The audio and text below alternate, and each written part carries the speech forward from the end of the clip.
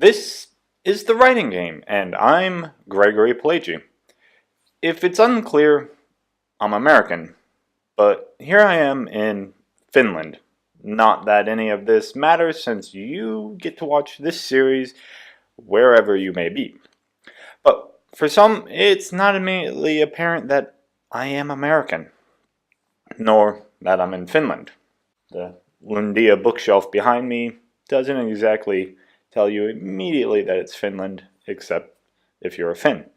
Nor does any of that matter, not for the purposes of this show, or for the story of this series, at least the bits you're privy to. Why? Because that's all backstory, and ultimately not relevant to what we're doing today. The most important things to remember about backstory are A. Everyone has a history, and B. Most of it isn't very interesting. Stick to the parts that are, and don't get carried away with the rest. Life stories are best received in bars, and only then, an hour or so before closing time, and if you're buying. Stephen King. If it's not apparent from the title of this episode, the title card, or thumbnail image on YouTube, this episode is about backstory. I would really hope the Stephen King quote emphasizes that. Or really, this is about what not to do with backstory. Which I guess means we have to talk about why you would do backstory. And the main reason I can think of is because beginnings are hard. Just look at this series. I begin every episode the same way. This is The Writing Game. I'm Gregory Palaci. And I do that not just for consistency, but so I don't have to think of a new and witty introduction. Rather, you as the regular audience know what you're getting when you hear me say, "This is The Writing Game." I do the same thing on my other podcast, Video Game Sauna. Give that a listen to if you haven't. You can find it where fine podcasts are disseminated. Beginnings are tricky on two counts. They have to be enticing enough to engage the audience and keep them hooked and wanting to find out more. And two, they have to introduce a lot of information. It's why we like things like The Crawl in Star Wars. It quickly lays out what's happening and who some of the characters are and what's at stake. Plus, it's a classic piece of cinematography. But it's a big old exposition dump, and if you've watched or listened to the episode about that very topic, exposition as ammunition, then you have a good idea of why that isn't a great thing. If you haven't, go watch or listen to it. But the gist of it is, exposition is boring. It's the whole issue of show, don't tell. Or in the case of video games, play, don't show. Which is often the issue with backstory. In countless media, we are told something about a character and expected to take it at face value. But the thing is, we as the audience often scoff at these ideas. It's why we prefer to be shown something rather than told. If I tell you I'm some badass who can chop down trees with my hands, and not just because this is the internet age, you're going to demand video proof of that. That I am literally out there chopping down trees with my bare hands and not using an axe, mind you. Take the film Under Siege. We're told that Steven Seagal's character is a former Navy SEAL, but we're never shown that. We're shown a guy with a very unmilitary appearance working in a kitchen aboard a ship. And aside from his attitude, we're meant to intuit that he's a badass. Frankly, it doesn't work. As much as I enjoyed the film as a kid, it doesn't work. Compare that with Obi-Wan Kenobi talking to Luke Skywalker about Luke's dad. We're told about a character we don't see and never meet. In the process, we get some of Obi-Wan's backstory, yet never in such detail to define our expectations to come. Instead, we're given ideas and ones that fuel the imagination. And this is the thing about backstory. It's meant to be fuel. It's the briefest of sketches that give us an understanding of what might be out there. But there are a few definites, especially in the case of Obi-Wan Kenobi, where everything is from a certain point of view. Backstory, or its inclusion, should really be like that in tabletop RPG books. Whether the core books or supplements, the backstories provided always come in bits and pieces. The creators paint these vivid descriptions that don't answer as many questions as they leave the reader with. The original Destiny did this well. It starts with the camera following Ghost in their search for us, the player. Upon finding us, it switches over to our view and introducing the world in a very direct manner. But we're so overwhelmed by all that's happening. The structures we're moving through, the enemies we're fighting, the little robo-dude floating alongside, that we're too stunned to ask too many questions. It's fantastic. Then we complete the first mission and go to the tower. And that's where the greatness ends. Instead of dropping little details and giving reasons, motivations, or a basic understanding of what we as a player are doing, we have to leave the game and go to the grimoire. There are some fundamental problems with the storytelling after this point, and a few of them have to do with backstory. Now, backstory comes in two forms: character and world. In the case of Destiny, your character has no backstory because you're freshly resurrected. No problems there.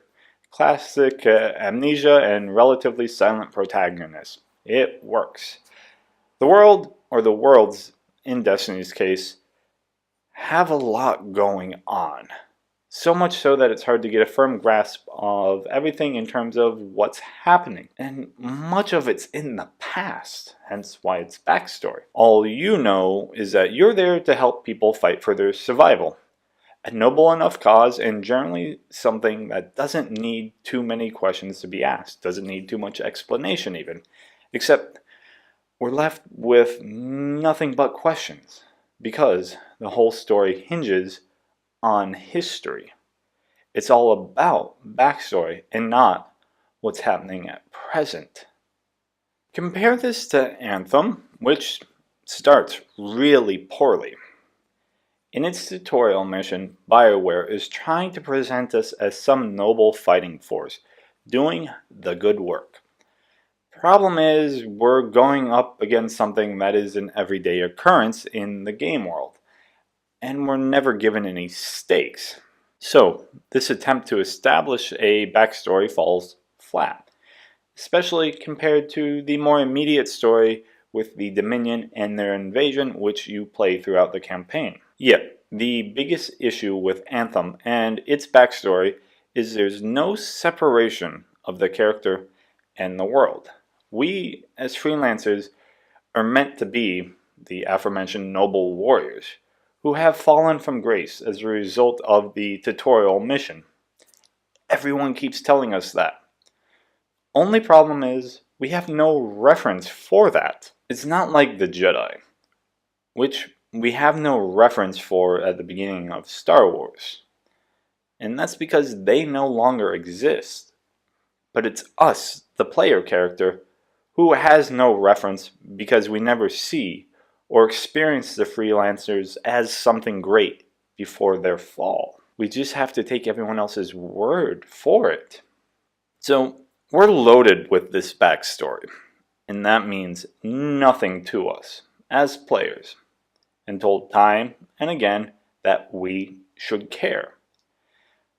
But why should we care as players or an audience?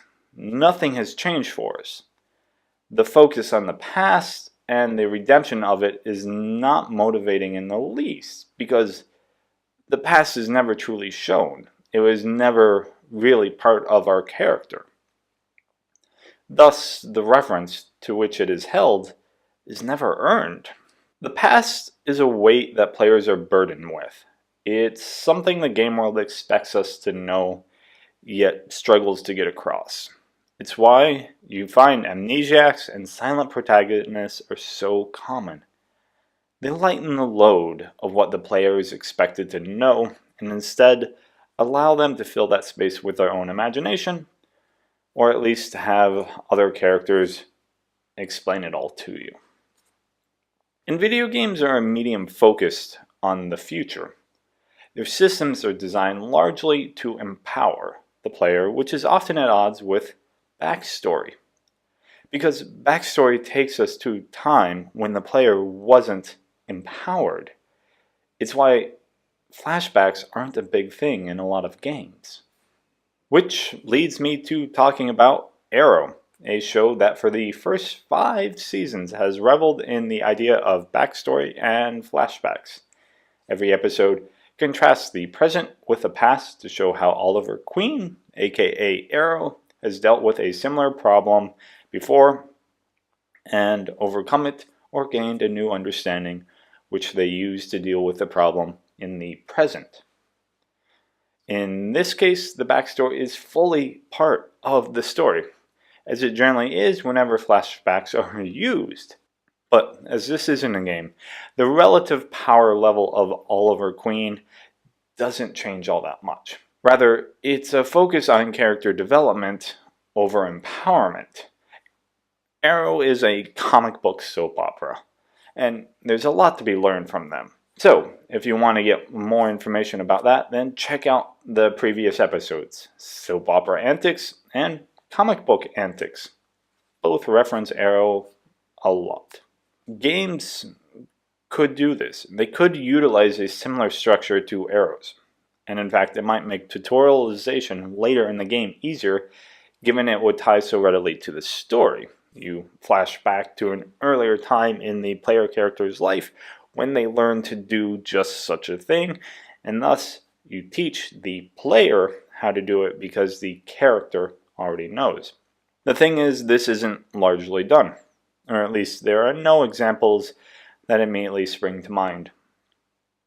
The only ones that come close to this that I can think of are combat games that have you go through training as a means of tutorialization, like Call of Duty Modern Warfare and Arma 3. Some games don't even bother with this. Case in point, Fallout 4. Ostensibly, your character is a former soldier, so you know how to fight and use a variety of weapons. Only this is never shown, and instead the game has to teach the player how to fight, reload, etc. Added to that is the importance the story gives to your child, someone you have spent no time with, to establish a bond. And that supposed bond is meant to be the driving force for the majority of the game. As a father myself, I would do anything to protect my child. Yet the game doesn't provide that emphasis. And I'm not talking about how the game is structured and the numerous distractions it provides in terms of side quests and crafting, because those are distractions from your focus on your kid, but ones that are also more enticing than the backstory you as the player have been given. The backstory in this case is unnecessary for the purpose of the actions and verbs of the game. Compare that to my favorite game to talk about, Firewatch. The game starts with establishing the backstory, and then follows through on the choices you made during the beginning throughout the game. It's reflected in the art, dialogue, and the choices available to you.